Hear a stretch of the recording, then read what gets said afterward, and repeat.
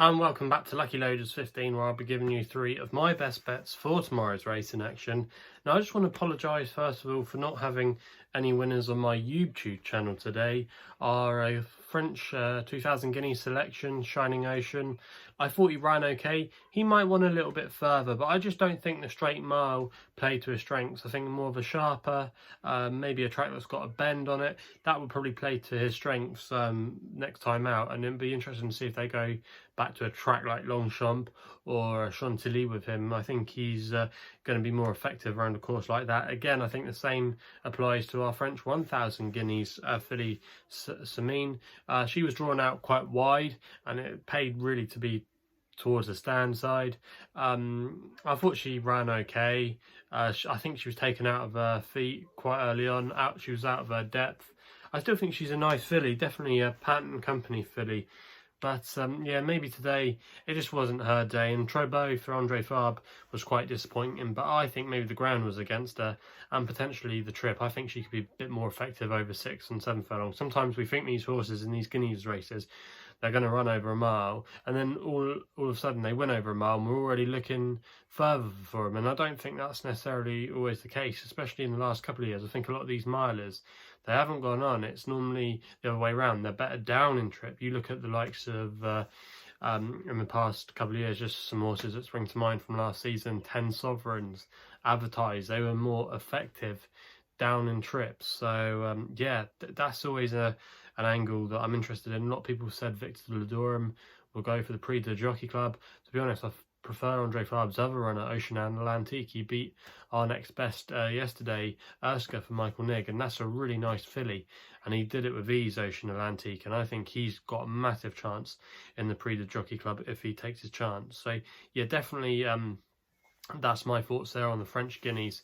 Our selection at Newcastle was fairly disappointing. Rock of Diamonds for Simon Crisford just got niggled along straight away. And it was always up against it. Maybe the track didn't suit it. Its 2 previous runs have come at Wolverhampton and Lingfield, 2 similar tracks, obviously with a bend, quite sharp. Obviously, it's the long straight at Newcastle. Not all horses suit it. You can normally forgive a horse a bad run there.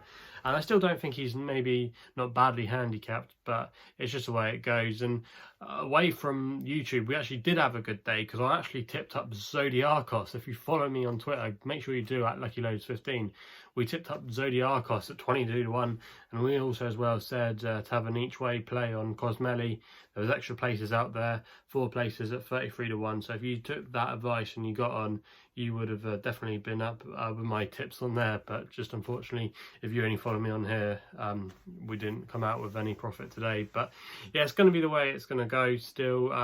It's going to be tough probably in the UK racing for at least a week until we get some form clues. We find out what yards are firing and what ones aren't. To be honest with you, I think you can't really draw too much from today's racing until you probably had a couple of more days. I think Richard Fahey's going to be a trainer to follow up at Newcastle. His horses were running well. Kevin Ryan's horses were running well as well, but he's normally a trainer that takes a while to get going. So Michael Stout had a winner with a Lignac, and we're actually going to be releasing on Wednesday our Tote 10 to follow. And then Lignac's got some form with the best handicapped horse in Britain. Yep, you heard it here first. And that'll be released on Wednesday, our Tote 10 to follow podcast.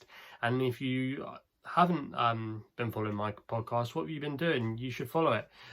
We released our Josephine Gordon one today. I sat down with Josephine about a week ago, and we released it today, talking about her life and career. She's been on a bit of a rebuilding mission of late, but I'll leave the link in the description box below for that interview with Josephine Gordon. Now, enough of me going on about that. You all want to hear my tips for tomorrow. I'm actually going to do 2 tips from France tomorrow because I still, like I said, I think there's good value to have out there still.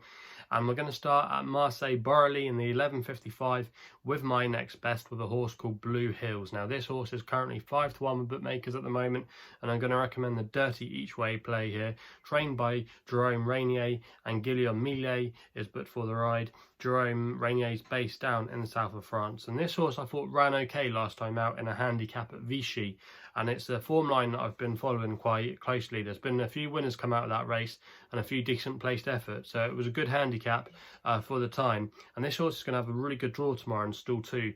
If you've ever seen the racing at Marseille, it's a very tight, twisty track, and you want to get a good draw on the inside if you can and get in a good position earlier, because it can definitely pay to have a good result in the race. So yeah, if you can get a good position early on, just settle off the pace. I think this horse could go very well, and Jerome Rainier does very well at Marseille, so he's definitely a horse to keep on side. I think it'll come forward for the run, and I think this horse is fairly well treated in this company. So at 5-1 tomorrow, I expect a big run there, and that's going to be my next best. We then go to the 107, which is going to be my nap at Marseille-Borely with a horse called Gestronome.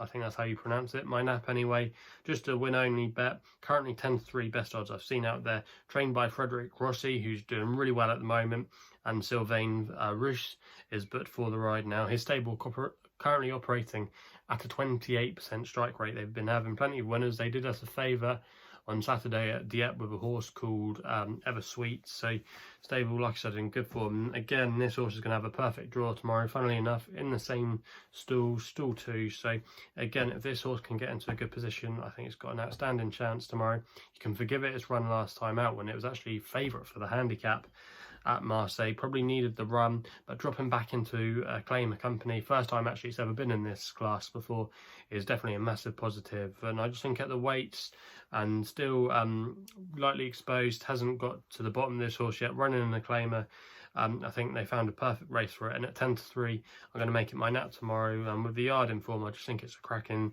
bit of value in a competitive but winnable race for this horse. We then go with my long shot, which is in the 210 at Kempton. Now, this isn't the most longest shot I'm ever going to put up, but 8-1, I thought it represented a bit of value, bit of each way here for Michael Atwater and Luke Morris. Now, I actually backed this horse, went to Epsom last year for my first ever visit when they had their Derby trial, and this horse won that day, and I actually put him up on my Twitter feed, and he won very nicely at Epsom. Michael Atwater does quite well there with his horses. He's local trainer to there, and this horse won off a mark of 84, and it's back down to that last winning mark now of 84. So this horse is well treated, back on his last winning mark. Not got a bad record on the all-weather as well, won a couple of times. He hasn't won at Kempton, but that doesn't put me off too much. And this horse is going to have a good draw tomorrow from stall 2. So if it can get a nice inside position, get away early very well, I think it might just be able to control the pace and dictate. And I just think there's a few others in here that are going to be out of their comfort zone. Just that Lord had some better form than his rivals last season, and if he can run well, I think at 8-1 he's a massive player, and for me he's going to be my long shot. So they're my 3 best bets for tomorrow's horse racing action. If you haven't done so already, please hit the subscribe button below for more podcasts here on my YouTube channel of Lucky Loaders 15. You can also follow me on Twitter using my handle, which is at Lucky Loaders 15. Check out the description box below for that podcast. You can check out my website as well, which is www.chrisloaderracing.co.uk. Please gamble responsibly, and we'll be seeing you soon.